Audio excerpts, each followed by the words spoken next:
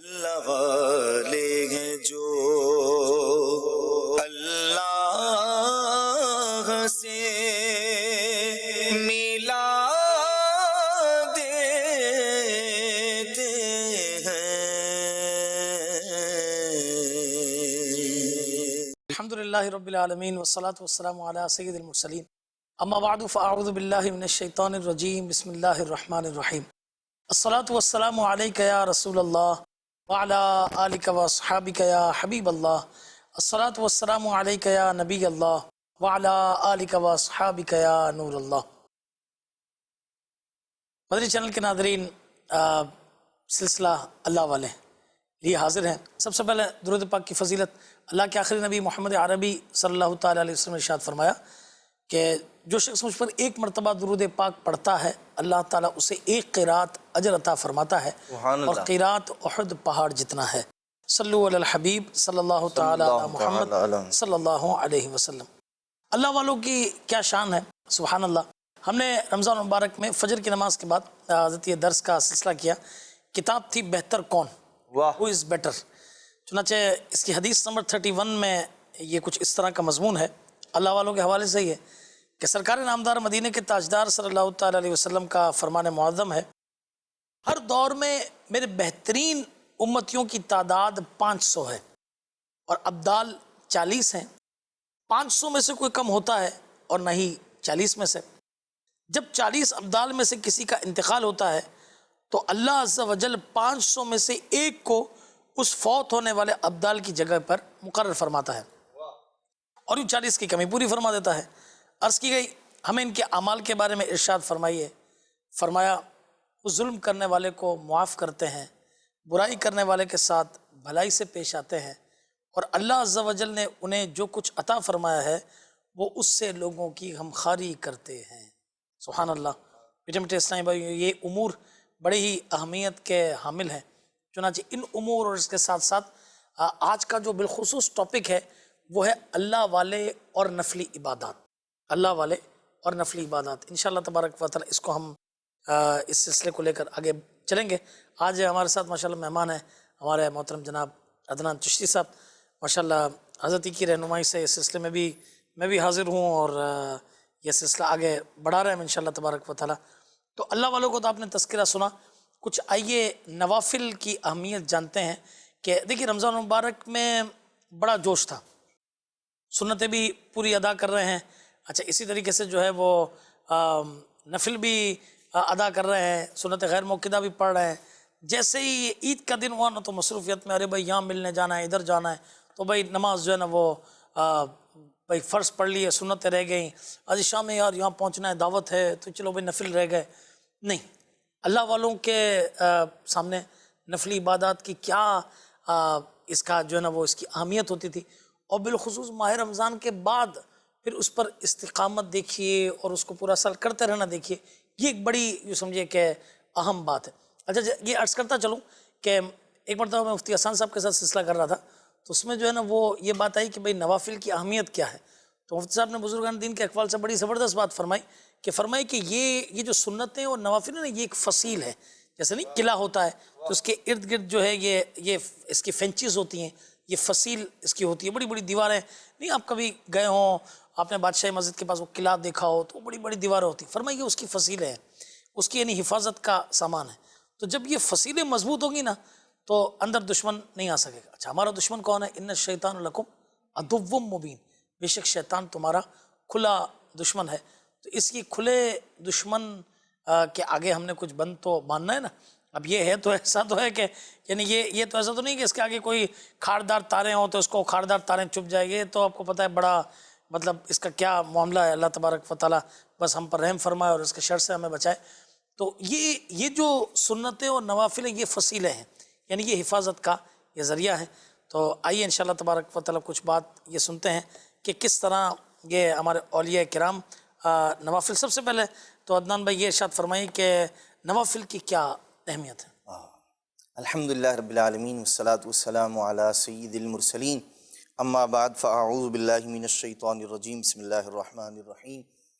فضل بھائی یہ جو نوافل والا معاملہ ہے اگر ایک لمحے کے لیے غور کیا جائے تو تو جو انسان کی تخلیق کا بنیادی مقصد جو بیان کیا گیا ہے وہ تو ہے اللہ تبارک تعالیٰ کی عبادت کرنا۔ صحیح۔ اب عبادت میں اللہ تبارک تعالیٰ نے ہم پر ایک فضل اور کرم یہ فرمایا کہ یوں تو چاہیے یہ تھا اگر شکر گزاری والی عبادت کی جائے کہ اس نے ہمیں پیدا فرمایا ہے، ہمیں بے شمار نعمتیں عطا فرمائی ہیں جن سے ہم لطف اندوز ہوتے ہیں زندگی کے اندر۔ ہمارا اپنا وجود رب کی بہت بڑی نعمت ہے، آنکھ ہی کی نعمت کو لے لیجئے، ذائقہ زبان کی نعمت کو لے لیجئے کہ ہم ہر چیز جدا، کھٹا میٹھا اور دیگر جو چیزیں ہوتے ہیں ان کے ذائقوں کو محسوس کر رہے ہوتے ہیں۔ اگر صرف شکر گزاری والی عبادت کی جائے تب بھی بندہ ساری زندگی عبادت کرتا رہے تو اللہ تبارک تعالیٰ کی نعمتوں کا شکر ادا نہیں کر سکتا۔ جیسا کہ وہ ایک شخص جو بنی اسرائیل کا مشہور واقعہ ہے، نبی پاک صلی اللہ تعالیٰ علیہ وآلہ وسلم نے فرمایا، جس کو اللہ پاک نے کیسی نعمتوں سے نوازا تھا، دنیا کے کام کاج سے اس کو اللہ تبارک و تعالیٰ نے آزاد فرما دیا تھا۔ ایک پہاڑ کے غار میں رہا کرتا تھا، پینے کے لیے ٹھنڈا پانی میسر تھا چشمے کا، اور کھانے کے لیے انگور کی ایک بیل تھی جس سے انگور کھاتا تھا، نہ فکر نہ فاقہ، عبادت کرتا رہا کرتا تھا، سارا دن رات، دن میں روزے رکھتا تھا، رات کو عبادت کیا کرتا تھا، سال ہا سال صدیاں اس کا اسی طرح معمول رہا۔ اور پھر اس نے اللہ کریم کی بارگاہ میں عرض کی جب موت کا وقت قریب آیا کہ مولا میری حسرت یہ ہے، میری خواہش یہ ہے کہ میری عبادت ایسی ہو، میری موت اس انداز میں آئے کہ میں سجدے میں میرا سر ہو اور روح پرواز کر جائے۔ اللہ تو نبی پاک علیہ السلام نے ارشاد فرمایا کہ اس بندے کی موت ایسے ہی آئی، اللہ وہ سجدے میں تھا اور موت واقع ہو گئی اس کی۔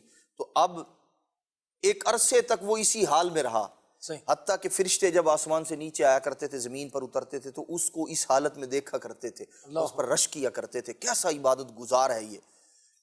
پھر نبی پاک علیہ السلام نے فرمایا قیامت کے دن اللہ تبارک تعالیٰ اس بندے کے بارے میں فرمائے گا، اس بندے سے کہا جائے گا کہ میں نے تجھے اپنی رحمت سے داخل جنت کر دیا۔ وہ بندہ کہے گا کہ مولا وہ میری عبادت، اتنے 100 سال تیری عبادت کرتا رہا ہوں اور یہ کہا جاتا کہ تیری عبادت کے بدلے میں تجھے داخل جنت کیا گیا، تو وہ میری عبادت کا تو کوئی ذکر ہی نہ ہوا، تو رحمت کے صدقے میں داخل جنت کیا گیا۔ اللہ کریم فرمائے گا دیکھیں یہ ہے اس کا فضل جو پہلے تھا۔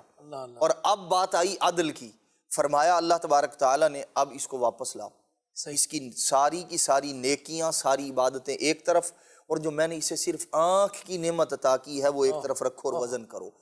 یہ تو اس کا فضل ہے، کرم ہے، وہ دیتا ہے ہمیں اور فرماتا ہے کہ میری راہ میں دو، نعمتیں میری دی ہوئی ہیں، خرچ میری راہ میں کرو، اس میرے دیے ہوئے پر جب تم کوشش کرو گے اور محنت کرو گے تو میں تمہیں اس تمہارے کام پر، اس کرنے پر تمہیں اجر اور ثواب مرحمت فرماؤں گا۔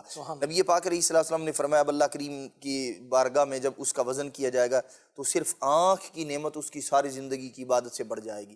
اب کہا جائے گا اس کو دوزخ میں لے جاؤ، عبادت تو ختم نعمت کے مقابلے میں۔ اب وہ روئے گا، اللہ کریم کی بارگاہ میں چلائے گا، اب اللہ تبارک تعالیٰ پھر اس پہ فضل فرمائے گا، وہ کہے گا مولا مجھے تیری رحمت اور تیری جو ہے وہ عنایت اسی کا میں طلبگار ہوں۔ اللہ پاک پھر اس کو داخل جنت فرمائے گا۔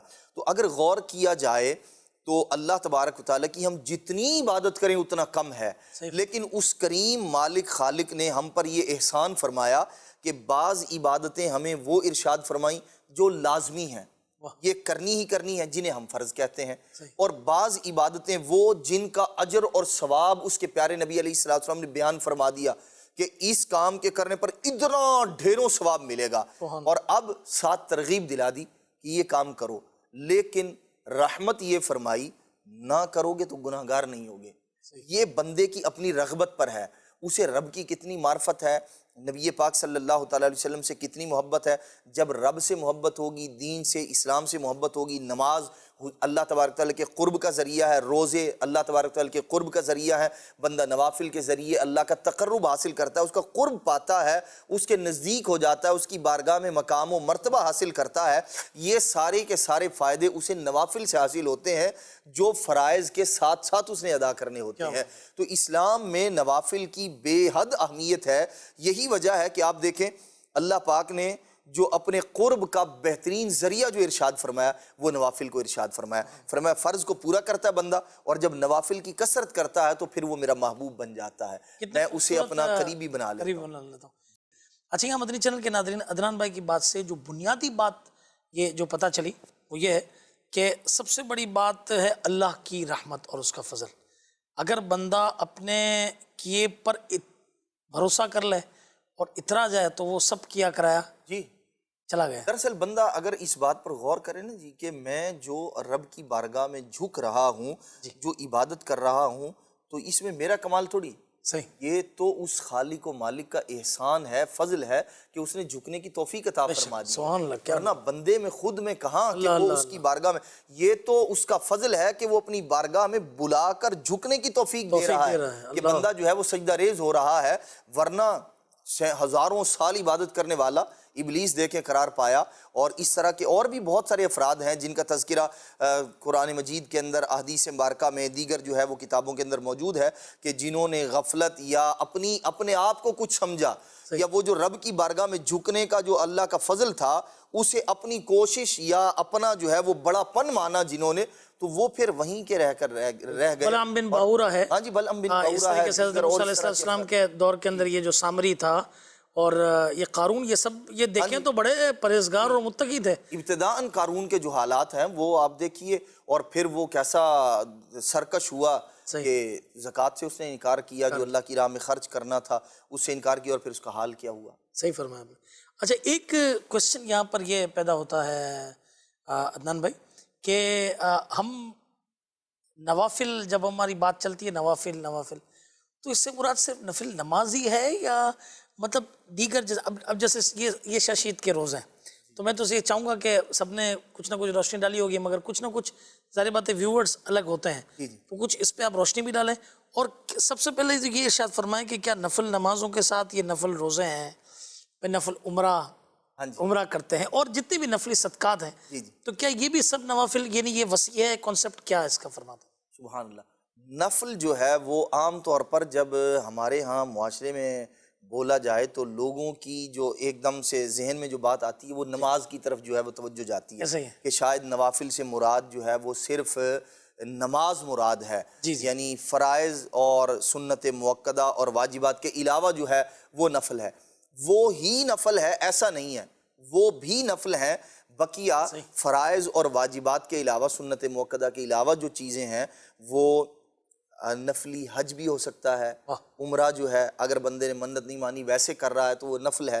اچھا، اسی طرح ذکر اللہ ہے، اللہ تبارک تعالیٰ کی عبادت ہے، یہ بھی نوافل کے اندر داخل ہے. کوئی اچھی کتاب ہے اس کا درس دینا یا سننا، یہ بھی نفلی عبادت کے اندر شامل ہے. اسی طرح روزے رکھنا، ایک تو ابھی ہم نے رمضان مبارک کے روزے رکھے، یہ تو فرض روزے تھے، لیکن اس کے ساتھ ساتھ اب جیسے یہ شوال المکرم ہے تو شوال المکرم میں 6 روزے رکھنا یہ نفل روزے ہیں. اسی طرح آپ دیکھیے محرم الحرام میں 9-10 محرم الحرام کا روزہ رکھنا یہ ہے نفل، لیکن روزے کے قبیل سے ہے یہ.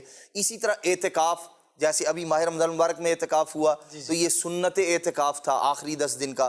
اسی طرح نفل اعتکاف بھی ہے کہ آپ جب چاہیں مسجد کے اندر داخل ہوں اور اعتکاف کی نیت کر لیں، آپ کو ثواب ملے گا جب تک آپ مسجد کے اندر رہتے ہیں. تو نوافل کا جو باب ہے نا وہ بہت وسیع ہے، یہ نبی پاک علیہ السلام کی عنایت ہے. آپ دیکھیے ذکر اللہ کر رہا ہے بندہ، یہ نفلی عبادت ہے.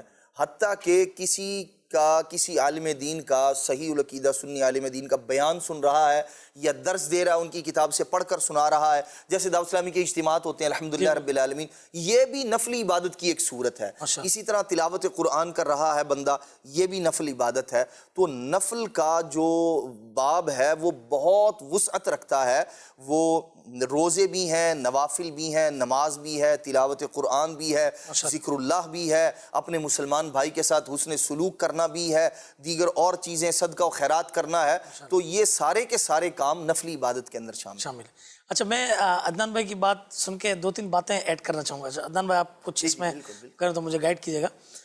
مدنی پنصورے میں نے پڑھا، باب ہے فیضان ایصال ثواب، بڑا زبردست امیر علیہ سنت نے اس میں سبحان اللہ کہ جس نے نفلی حج کیا اور اس کا ثواب اپنے والدین کو پہنچایا تو اللہ تبارک و تعالیٰ اسے 10 حج کا ثواب عطا فرماتا. سبحان اللہ، مگر فرض حج کا نہیں، یہ نفلی حج کا ثواب. اچھا، اسی طریقے سے فرمایا کہ جس نے نفلی صدقہ کیا اور اسے اپنے والدین کی طرف سے کیا تو اس کا ثواب اسے بھی ملا اور اس کے ساتھ ساتھ اس کے والدین کو بھی پہنچا. تو کتنی زبردست یہ بات ہے. یہ اللہ تبارک، یہ رب کے فضل کی بات ہے. کیا بات ہے کہ بندہ کام ایک کر رہا ہے اور فائدہ جو ہے وہ یوں کہہ لیں کئی افراد کو پہنچ رہا ہے. جیسے اور بہت ساری نیکیاں ہیں ایسی. آدمی کوئی فصل کاشت کرتا ہے, کوئی چیز جو ہے اس نے بوئی ایسی زمین کے اندر کاشت کی, کوئی اناج وغیرہ گندم اس نے کاشت کی یا مکئی کاشت کر لی, تو اب وہ اس نے اس کو اگایا, فصل جب اچھی ہو گئی تو تیار ہو گئی, اب پکنے کے قریب ہے یا پک چکی ہے. اس سے جو پرندے کھاتے ہیں, جو جاندار وہاں سے اس سے کچھ دانے پرندوں نے چگ لیے, تو اللہ تبارک و تعالی اس پر بھی بندے کو اجر و ثواب مرحمت فرماتا ہے. آپ دیکھیں یہ اس کا فضل ہے, کرم ہے, اس کے وہم و گمان میں بھی نہیں ہوگا شاید کہ کتنے پرندے اس کی فصل سے آئے اور وہ کھا پی کے چلے گئے. قیامت کے دن اس کو اس بات کا جو ہے وہ اندازہ ہوگا کہ وہ جو میں نے ایک کام کیا تھا اس کے اندر مجھے کتنا اجر و ثواب رب کی تبارک تعالیٰ کی بارگاہ سے ملا ہے. اچھا, اس سے وہ لوگ جو ہے نا وہ سبق حاصل کریں جو کہتے ہیں بھائی بس فرض کر لیا بہت ہے, زیادہ ڈیپ میں نہیں پڑھو, یہ کچھ نہیں کرو, آپ خالی فضائل تو سنیں. کیا زندگی اسی کا نام ہے کہ جو ہے نا وہ, ہاں یہ حضرت یہ اپنے کام کاج میں سے نہیں کرتے ہیں بھائی. آپ کا میجر کام ہے, مثال کے طور پہ کسی کا کام ہے جوڑیا بازار میں, ٹھیک ہے نا, اب وہ بہت بڑا کام ہے مسالوں کا, تو ڈرائی فروٹ کا, تو یہ سب ہو رہا ہے. اس کے ساتھ ساتھ پتہ چلے گا نا کہ وہ سوسائٹی میں ایک پلاٹ بھی آیا ہے, تو وہ بولیں گے نہیں مسئلہ نہیں, وہاں بھی انویسٹ کر لیں گے. اچھا, اس میں کوئی 3-4 تعلیم یافتہ لوگ ملیں گے, بولے یار وہ ہم اسکول کھول رہے ہیں تو آپ بھی ہمارے پارٹنر میں. ہاں ٹھیک ہے, وہاں پارٹنر میں. بھائی آپ وہاں کیوں, آپ اپنے کام پہ فوکس کریں.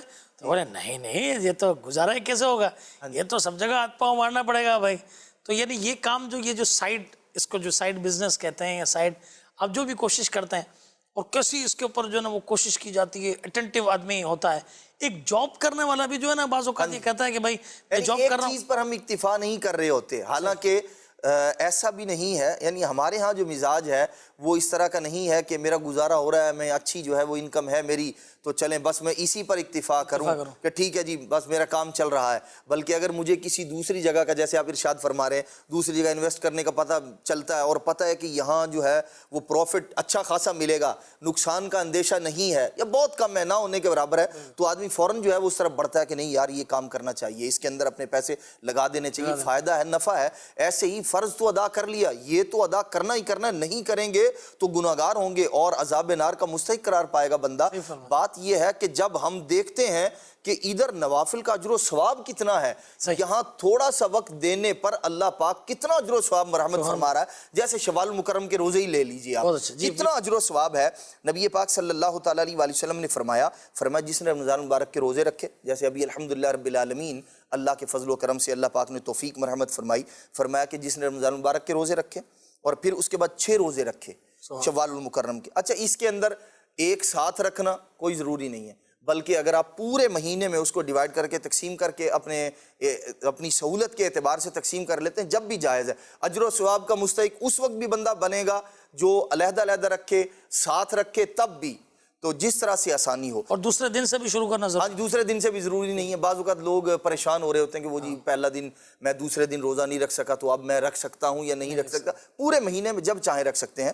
نبی پاک علیہ الصلوۃ والسلام نے فرمایا جس نے رمضان مبارک کے روزے رکھے, پھر شوال المکرم کے 6 روزے رکھے, ارشاد فرمایا وہ گناہوں سے ایسا پاک اور صاف ہو جائے گا جیسے آج ہی کے دن اس کی ولادت ہوئی. سبحان اللہ. ایسا اللہ تبارک. آپ دیکھیں اجر و ثواب دیکھیے, آپ 6 روزوں کے بدلے میں اجر و ثواب کتنا مل رہا ہے. کیا بات ہے, کیا بات. اور پھر نبی پاک علیہ الصلوۃ والسلام نے ایک اور حدیث پاک میں فرمایا, اللہ کے محبوب علیہ الصلوۃ والسلام نے فرمایا کہ رمضان مبارک کے روزے 10 مہینوں کے روزوں کے برابر. سبحان اللہ. اور ارشاد فرمایا اس کے بعد 6 روزے شوال المکرم کے, یہ ہیں 6, لیکن ارشاد فرمایا یہ پورے 2 مہینے کے روزوں کے برابر ہیں.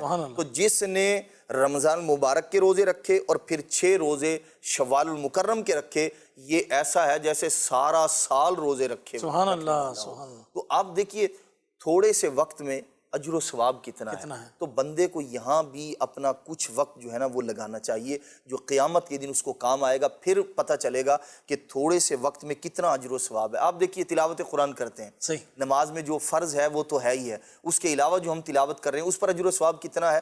اگر آدمی قرآن پڑھتا ہے سیدنا علی المرزا فرماتے ہیں نماز میں کھڑے ہو کر تلاوت قرآن کرتا ہے تو اللہ تبارک و تعالی ایک ایک حرف کے بدلے میں اسے 100 نیکیاں عطا فرماتے ہیں. سبحان اللہ. اور ارشاد فرمایا کہ اگر بیٹھ کر پڑھتا ہے تو 50 نیکیاں، اور بعض میں کچھ جو ہے وہ اختلاف کے ساتھ ذکر فرمایا اس کو. تو یہ جو نفل ہے نا اس پر اجر و ثواب بڑا ہے، اس لیے بندہ اس کے اجر ثواب، اور پھر سب سے دیکھیں ایک تو اجر و ثواب تو اس کی رحمت سے ملے گا ہی ملے گا. بندہ ایک لمحے کے لیے غور کرے کہ یہ جو میں عبادت کر رہا ہوں، فرض جو تھے وہ کس کی عبادت تھی، نفل جو ہے وہ کس کی عبادت ہے تو وہ اللہ تبارک کی عبادت. اور یہ وہ ذوق ہے، یہ وہ بات ہے جو ہمارے اسلاف اللہ والوں کا جو مبارک انداز تھا. یہی وجہ ہے کہ پھر وہ جیسے فرائض کے اندر جو ہے وہ جد و جہد کیا کرتے تھے، کوشش کیا کرتے تھے، محنت اور لگن کے ساتھ، شوق کے ساتھ جو ہے وہ فرائض کو ادا کیا کرتے تھے، اسی ذوق اور شوق کے ساتھ وہ نوافل کے بھی پابند ہوا کرتے تھے. یہی وجہ ہے کہ وہ نماز عشاء پڑھنے کے بعد پھر ساری رات 2 رکعت کے اندر گزار دیا کرتے تھے. سیدنا عثمان غنی رضی اللہ تعالیٰ عنہ، آپ رضی اللہ تعالیٰ عنہ 2 رکعت نوافل پڑھا کرتے تھے، پورے کا پورا قرآن مجید مکمل فرما لیتے تھے. یہ ذوق تھا نا کہ یہ کلام کس کا ہے، اللہ تبارک تعالیٰ کی، یہ عبادت کس کی ہے، اللہ تبارک و تعالیٰ کی. تو یہ ذوق اللہ والوں کو نصیب تھا. ہمیں بھی کوشش کرنی چاہیے کہ اللہ تبارک تعالیٰ یہ ذوق ہمیں بھی مرحمت فرمائے. آمین آمین. ماشاءاللہ بہت پیاری باتیں ہمارے عدنان بھائی نے ارشاد فرمائی. اچھا نفلی نماز کے حوالے سے عرض یہ ہے کہ دیکھیے تھوڑی سی توجہ، ٹھیک ہے نا. دیکھیے فجر کی نماز سے قبل 5 منٹ بھی اگر آپ پہلے ترکیب کر لیں تو 2 سنت ہیں، صحیح نا. اچھا ظہر کی نماز سے آپ 10 منٹ پہلے تیاری کر لیں، جماعت سے 10 منٹ پہلے تیاری کر لیں، 5 منٹ وضو ہو جائے گا، 5 منٹ سنتیں ہو جائیں گی. فرض کے بعد 2 سنت 2 نفل پڑھنے میں وقتی کتنا لگتا ہے؟ عصر کی سنتیں دیکھیے آپ 5 منٹ کے اندر انشاءاللہ تعالیٰ آپ پڑھ لیں گے. مغرب کی 2 سنت 2 نفل. اچھا اس کے بعد اگر آپ 2 رکعت اوابین کے پڑھتے ہیں تو ثواب کتنا ہے؟ فرمایا گیا کہ جس نے مغرب کی 3 رکعتوں کے بعد یہ 6 رکعتیں پڑھی، اللہ تبارک و تعالیٰ اسے 12 سال کی عبادت کا ثواب عطا فرماتا ہے. کتنا زبردست یہ ثواب. اچھا عشاء کی نماز آپ نے پڑھی اور دیکھیے ٹھیک ہے اس کی 4 سنتیں ہیں، اس کے بعد 2 سنت 2 نفل 3 وتر 2 نفل 17 رکعتیں ٹوٹل ہیں. مگر آپ دیکھیے تو صحیح کہ عشاء کی نماز کی یہ طوالت جو یہ دی گئی ہے، رکعتیں زیادہ ہیں، اس کی وجہ کیا ہے؟ اصل میں ہمارا جو ایک ایز اے بینگ اے مسلم ہمارا کھانے کا وقت جو ہے نا یہ مغرب کے بعد ہونا چاہیے. اب مغرب کے بعد کیسی زبردست ہمیں یوں سمجھے کہ ایک ایکسرسائز دے دی نماز کی صورت کے اندر کہ 17 رکعتوں میں آپ رمضان میں دیکھیے نا 20 رکعت پڑھنے کے بعد کھانا آپ کہتے تھے نا بھائی ہضم ہو گیا. اچھا جو صرف افطار کرتے تھے وہ تو 20 رکعتیں پڑھ کے تراویح پڑھ کے نکل رہے ہیں بھائی فوراً، بھائی وہ ہمارا کھانے کا ٹائم ہے. تو کیا ہوا یعنی ایک یہ جب ایکسرسائز ہوئی تو ایک آدمی کے جسم پر فرق پڑا نا. تو اسی طریقے سے آپ کھانا جلدی کھائیے، نماز عشاء پڑھیے. زے نصیب الحمدللہ مساجد میں ہمارے درس ہوتے ہیں، مدرسۃ المدینہ بالغان ہوتے ہیں، ماشاءاللہ چوک درس ہوتے ہیں، اس میں شرکت کیجیے اور گھر جا کے اول ٹائم میں جو ہے وہ سو جائیے. اچھا میں گزارش کروں گا کہ آپ جلدی سو کر جلدی اٹھنا چاہتے ہیں نا تو اس سے آپ کو پیچھا چھڑانا پڑے گا. جی ہاں یہ دور رکھ دیں آپ. ہاں اچھا بھائی لوگ کہتے ہیں نہیں بھائی یہ تو ضروری ہے، یہ تو آپ نے مسئلہ یہ کیسے ہوگا. میری گزارش یہ ہے کہ آپ اس کو فجر کے بعد کا ٹائم دے دیں، ٹھیک ہے نا. آپ کی نماز کے لیے بھی آپ وقت پر اٹھ جائیں گے، آپ کے دیگر کام بھی ہو جائیں گے اور آپ سکون میں رہیں گے انشاءاللہ تبارک و تعالیٰ. تو ایک تو یہ مغرب کے بعد کے نفل. اچھا آپ تہجد کی نماز اللہ نصیب کر دے اور آپ اٹھ کے پڑھیں تو سبحان اللہ کتنے فضائل ہیں. نبی کریم علیہ السلام پر یہ نماز فرض ہے اور فرمایا کہ یہ دنیا و مافیہ یعنی دنیا اور جو کچھ اس میں ہے یہ 2 رکعتیں رات کی اس سے یہ بہتر ہیں. اچھا اس طریقے سے صبح فجر کی نماز کے بعد ٹھیک ہے آپ گھر آئے، اب نیند نہیں آ رہی اور اشراق چاشت کا وقت ہو گیا، دونوں ساتھ پڑھ سکتے ہیں. اشراق کا وقت اشراق پڑھ لیں گے آپ، اب مسجد میں بیٹھ کر پڑھ لیا آپ نے تو سبحان اللہ ایک مقبول حج اور عمرے کا ثواب. اور اچھا آپ آ گئے گھر، کوئی بات نہیں آپ آ کے سو گئے، ٹھیک ہے. اب آپ کی روٹین ہے، آپ 9 بجے اٹھتے ہیں، 10 بجے اٹھتے ہیں اپنے کام کاج پر، جتنی دیر میں گھر والے ناشتہ تیار کریں آپ اتنی دیر میں فریش ہو کے یہ 2 اور 2 4 رکعتیں ہیں نماز ادا کر لیجئے. اشراق کی آپ پڑھیں گے، اس کی برکت ہے. چاشت کی تو کتنی فضیلت ہے کہ فرمایا کہ جسم کے 360 جوڑ ہیں اور ہر جوڑ پر صدقہ ہے. اب ظاہر بات ہے صدقہ بھائی یہ تو اس دفعہ تو صدقہ فطر کم سے کم بھی 150 روپے تھا تو یہ 360 ملٹیپلائی بائی 150 کیا نہیں. اللہ کی رحمت کتنی وسیع ہے سبحان اللہ. فرمایا کہ ہر سبحان اللہ کہنا صدقہ ہے، الحمدللہ کہنا صدقہ ہے، اللہ اکبر کہنا صدقہ ہے، لا الہ الا اللہ کہنا صدقہ ہے، مسکرانا صدقہ ہے، راستے سے تکلیف دہ چیز ہٹا دینا صدقہ ہے. اور فرمایا جس نے 2 رکعتیں چاشت کی پڑھی گویا اس نے پورے جسم کا صدقہ ادا کر دیا. سبحان اللہ بتائیے کیسی یہ برکت ہے. آپ بھی ہمت کیجئے، کل کام کاج پہ جائیں. تو میں امید کرتا ہوں کہ نماز فجر تو دیکھیے اس پہ تو کوئی آپشن ہی نہیں ہے نا، کوئی بات ہی نہیں ہے، وہ تو پڑھنی ہی پڑھنی ہے، مگر نوافل کا اہتمام کریں، انشاءاللہ اللہ نے چاہا تو اس کی خوب برکتیں ملیں گی۔ تو چونکہ ذکر ہے رمضان کے بعد اللہ والوں کا انداز اور اس کے علاوہ جو یہ طریقہ کار، تو حضور کچھ اللہ والوں کے واقعات بھی ارشاد فرمائیں۔ بالکل، اللہ والوں کے جو مبارک انداز ہیں، ماہ شوال المکرم کے روزے ہوں، یہ چونکہ ماہ رمضان المبارک کے بعد ہوتے ہیں، تو اس پر تو باقاعدہ نبی پاک علیہ السلام کی احادیث مبارکہ ہیں، اور اللہ کے پیارے محبوب صلی اللہ تعالیٰ علیہ وآلہ وسلم کا مبارک انداز ایسا تو تھا نہیں انداز کہ آپ جو ہے وہ امت کو صرف ترغیب دلا رہے ہیں، خود نہیں رکھتے، بلکہ جس کام کا نبی پاک علیہ السلام امت کو ترغیب دلا رہے ہیں، یقیناً صحابہ کرام علیہ مردوان بھی اس کے گرویدہ اور اس کو پسند فرمانے والے تھے۔ بعد میں جب ہم اللہ تبارک تعالیٰ کے نیک بندوں کی سیرت کا جب ہم مطالعہ کرتے ہیں تو ان میں بھی وہاں ہمیں ان نوافل پر کتابیں بھی نظر آتی ہیں، ترغیب دلاتے ہوئے بھی نظر آتے ہیں، جیسے حضرت امام قاسم بن قتلوبغہ رحمۃ اللہ تعالیٰ علیہ جلیل القدر امام ہیں احناف کے، تو آپ نے ان کی اہمیت پر اور ان کے درست ہونے پر اور ان کی ترغیب پر ایک پورا رسالہ جو ہے وہ آپ نے مرتب فرمایا ہے۔ دیگر اور بھی علماء نے، خود نبی پاک علیہ السلام نے ان کی اہمیت بیان فرمائی ہے۔ اور اگر ہم دور صحابہ میں دیکھتے ہیں تو اس زمانے میں بھی نفل جو ہے وہ روزے رکھنے کا بڑا معمول تھا، جیسا کہ حضرت سیدنا عبداللہ بن مسعود رضی اللہ تعالیٰ عنہ، آپ کے متعلق بھی واقعہ ملتا ہے، اور حضرت سیدنا عبداللہ بن عمر رضی اللہ تعالیٰ عنہ، دونوں صحابہ کرام علیہ مردوان کے متعلق ہے کہ آپ اپنے اصحاب کے ساتھ کہیں جا رہے تھے تو رستے میں ایک جگہ آپ نے، ریگستان سا علاقہ تھا، صحرا تھا، وہاں آپ نے جو ہے وہ دسترخوان لگوایا دوپہر کے وقت میں، تو آپ نے دیکھا کہ ایک نوجوان جو ہے وہ بکریاں چرا رہا تھا، چرواہا۔ تو اب عرب کا صحرا اور گرمی اور دوپہر کا وقت، اللہ اکبر، تو دسترخوان لگایا گیا، تو جب سب بیٹھ گئے تو آپ نے حضرت سیدنا عبداللہ بن مسعود رضی اللہ تعالیٰ عنہ نے اس بکریاں چرانے والے سے کہا، فرمایا آپ بھی ہمارے ساتھ شریک ہو جائیں کھانے میں۔ اس نے کہا جی میں روزے سے ہوں، اللہ، اور یہ رمضان مبارک کی بات نہیں ہے، اس کے علاوہ نفلی روزے کی بات ہے۔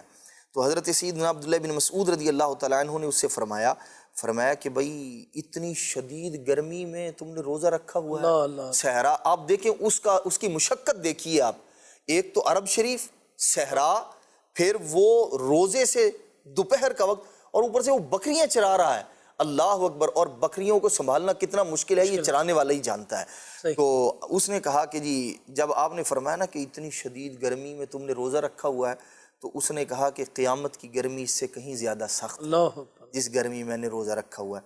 تو آپ کو اس کی باتوں میں بڑی حکمت اور دانائی نظر آئی۔ حضرت سیدنا عبداللہ بن مسعود رضی اللہ تعالیٰ عنہ نے اس سے فرمایا کہ بھی یہ ایک بکری ہمیں بیچ دو تاکہ ہم اس سے جو ہے وہ تمہیں اس میں سے گوشت بھی دیں گے، اس کی رقم بھی تمہیں ادا کر دیں گے۔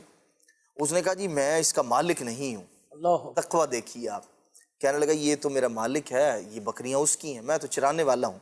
تو آپ نے فرمایا بھی بکریاں گم بھی ہو جاتی ہیں، بھیڑیا بھی کھا جاتا ہے، تو اس طرح کی بھی کوئی بات کی جا سکتی ہے۔ یہ امتحاناً تھا حضرت سیدنا عبداللہ بن مسعود رضی اللہ تعالیٰ عنہ کا یہ جملہ۔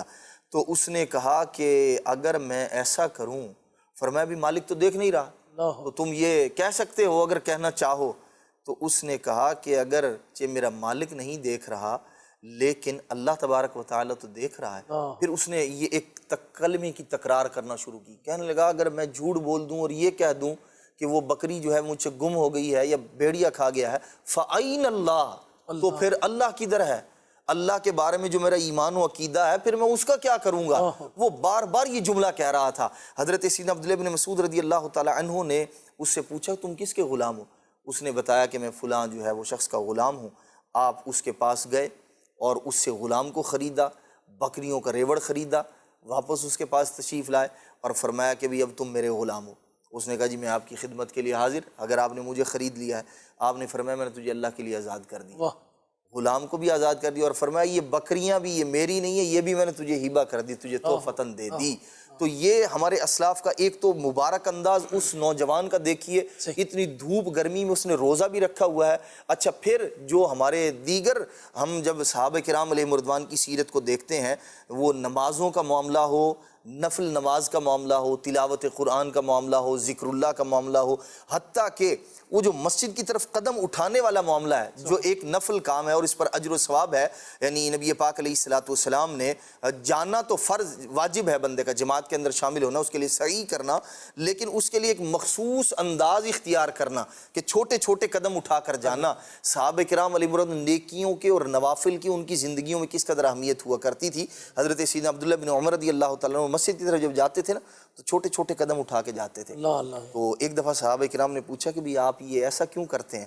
تو انہوں نے کہا میں نبی پاک علیہ السلام کے ساتھ ایک دفعہ جا رہا تھا، اللہ کے محبوب صلی اللہ تعالیٰ علیہ وآلہ وسلم چھوٹے چھوٹے قدم اٹھا کے جا رہے تھے، تو میں نے پوچھا کہ یا رسول اللہ آپ ایسا کیوں کر رہے ہیں؟ تو حضور علیہ السلام نے فرمایا کہ میں یہ چاہتا ہوں کہ مسجد کی طرف جاتے ہوئے میرے زیادہ قدم اللہ کی راہ میں لگیں تاکہ اللہ تبارک تعالیٰ ہر قدم پر مجھے ثواب مرحمت فرمائے۔ تو یہ جو نوافل ہے، رب کی عبادت والے کام ہیں، رب کی رضا والے جو کام ہیں، ہم جب صحابہ کرام علیہ رضوان کی سیرت میں دیکھتے ہیں، اللہ والوں کی سیرت میں دیکھتے ہیں، بعد کے جو اولیاء اللہ ہیں وہ کس قدر پابند ہوا کرتے تھے عبادتوں کے، ان کی سیرت کا مطالعہ کریں تو کثیر جو ہے وہ اصحاب وہ ہیں جن کے بارے میں تو صائم الدہر، سارا سال روزے رکھنے والے ہیں یہ، اور سارا سال سے مراد یہ ہے وہ دن جن میں روزے رکھنے ناجائز ہیں، جائز ہی نہیں ہے، ان کو چھوڑ کر بقیہ سارا سال جو ہے وہ روزہ رکھا کرتے تھے۔ وہ ایک بڑا زبردست بیان آیا تھا استقبال رمضان کے حوالے سے، اس میں فرمایا نا کہ حضرت ابو الفرج رحمۃ اللہ تعالیٰ علیہ یہ آپ رمضان سے پہلے کنیز کو لینے کے لیے گئے تو آپ نے دیکھا کہ کنیز ہے، اسے کوئی خرید نہیں رہا، رنگ بھی اس کا زرد ہے، آپ نے خرید لیا اور فرمایا کہ چلو ماہ رمضان کی تیاری کے لیے چلنا ہے اور چیزیں لینی ہے۔ تو اس نے کہا نا کہ میں جہاں پہلے تھی ان کو تو پورا سال ہی رمضان ہوتا تھا، اللہ اکبر، پورا سال ہی روزے رکھتے تھے۔ اچھا، دوسرا حضرت حسن بن صالح، حضرت علی بن صالح رحمۃ اللہ تعالیٰ، کتنا زبردست ملتا ہے ان کی اور ان کی والدہ، یعنی رمضان مبارک کے علاوہ بھی ان کے گھر میں ہر رات قرآن پاک ختم ہوتا تھا۔ بالکل بالکل ایسے، یعنی حضرت علی بن صالح شروع کے 10 پارے پڑھتے تھے، حسن بن صالح درمیانی 10 پارے پڑھتے تھے، ان کی والدہ آخری 10 پارے، آخر 10 پارے۔ اللہ پھر اس کے بعد جب ان کی والدہ کا وصال ہو گیا، بالکل، اب یہ دونوں بھائیوں نے 15 پارے پڑھنا شروع کیا۔ جب حضرت علی بن صالح رحمۃ اللہ تعالیٰ علیہ کا وصال ہوا تو حسن بن صالح پوری رات میں خود ایک قرآن پاک پڑھا کرتے تھے۔ حضرت علی بن صالح رحمۃ اللہ تعالیٰ علیہ کے وصال کے وقت یہ فرمایا کہ ایک شخص آپ کے کمرے میں تھا، اس نے کہا میں نماز پڑھا تھا اور حضرت علی بن صالح کی آواز آئی کہ مجھے پانی پینا ہے، میں نے نفل پورے کیے اور انہیں پانی پیش کیا، تو انہوں نے کہا میں نے ابھی تو پانی پیا، حضرت میرے علاوہ تو کمرے میں کوئی نہیں، آپ کو پانی کس نے دیا؟ تو کہا کہ ابھی سیدنا جبریل امین علیہ السلام میرے پاس تشریف لائے تھے اور ایسا پانی پلا گئے کہ اب میری پیاس جو ہے وہ مکمل ختم ہو گئی، اور فرمایا کہ اللہ کی بارگاہ میں انبیاء، صدیقین، شہداء، صالحین کا مقام بڑا بلند ہے، تمہارے بھائی اور تمہاری والدہ تم تینوں بھی اسی گروہ کے اندر سے ہو، سبحان اللہ، سبحان یعنی ان کے ساتھ قیامت کے دن یہ رہو گے، تو بتائیے کتنا بڑا اجر و ثواب ہے۔ اچھا عدنان بھائی، میں آپ کی ایک بات میں ابھی تک وہاں کھویا ہوا ہوں، حضرت عبداللہ ابن مسعود رضی اللہ عنہ کے واقعے، کہاں پتہ ہے؟ اس نے کہا این اللہ، اللہ کہاں ہے؟ اللہ سے وہ ڈرا، ٹھیک ہے نا؟ اچھا، اس کا انعام اسے کیا ملا؟ آزادی بھی ملی، بالکل، اور وہ بکریوں کا ریوڑ بھی مل گیا۔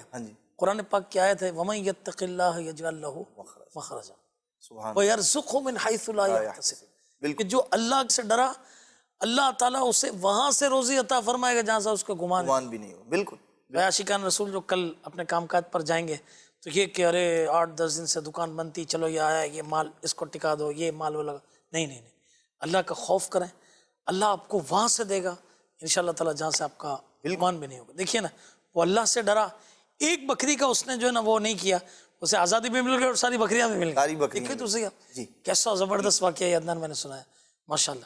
تو حضرت اس کے علاوہ آپ کیا فرمائیں گے اس موضوع کو اختتام ہے سمیٹتے ہوئے، کیا فرمائیں گے کہ اور مزید ہمارا انداز تو جو ہے وہ دیکھیں، ہم ظاہر سی بات ہے کہ اگر غور کیا جائے تو یہ بھی رب کا فضل ہے کہ جو عبادت و ریاضت اللہ والے کرتے رہے، ہمیں اگرچہ اس کا پابند نہیں بنایا گیا کہ آپ جو ہے وہ عشاء کے وضو سے ساری زندگی نماز ادا کرتے رہیں، ہمیں اس چیز کا پابند نہیں کیا گیا۔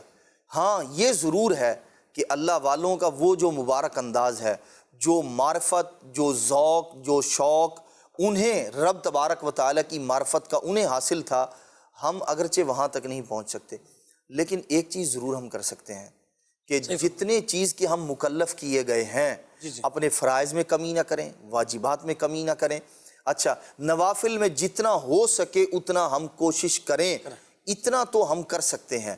اور جو بزرگان دین کے واقعات ہیں یہ کہ وہ 40 سال تک عشاء کے وضو سے فجر کی نماز ادا کیا کرتے تھے، ایک دو بزرگ نہیں بلکہ 40 سے زیادہ بزرگان دین وہ ہیں جن کے نام باقاعدہ کتابوں میں موجود ہیں، جن کا معمول یہ تھا کہ 30 سال 40 سال وہ نہ صرف نمازیں ادا کرتے تھے، ساری رات تلاوت قرآن بھی کیا کرتے تھے۔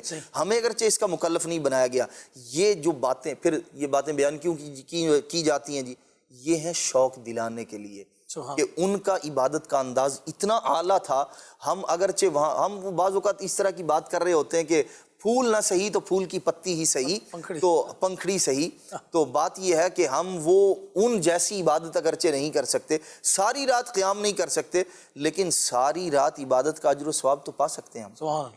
فجر کی نماز با جماعت ادا کریں، عشاء کی نماز با جماعت ادا کریں، ساری رات عبادت کا اجر و ثواب کمائیں، تو کم از کم اس کے اندر تو سستی نہ کریں نا۔ اور نوافل کے لیے اللہ تبارک تعالیٰ کی بارگاہ سے دیکھیں، یاد رکھیے اللہ کا مقرب وہی بنے گا جس کے فرض پورے ہوں اور پھر وہ نوافل کی کثرت کرے، جو نبی پاک علیہ السلام نے حدیث پاک میں حدیث قدسی میں ارشاد فرمایا ہے۔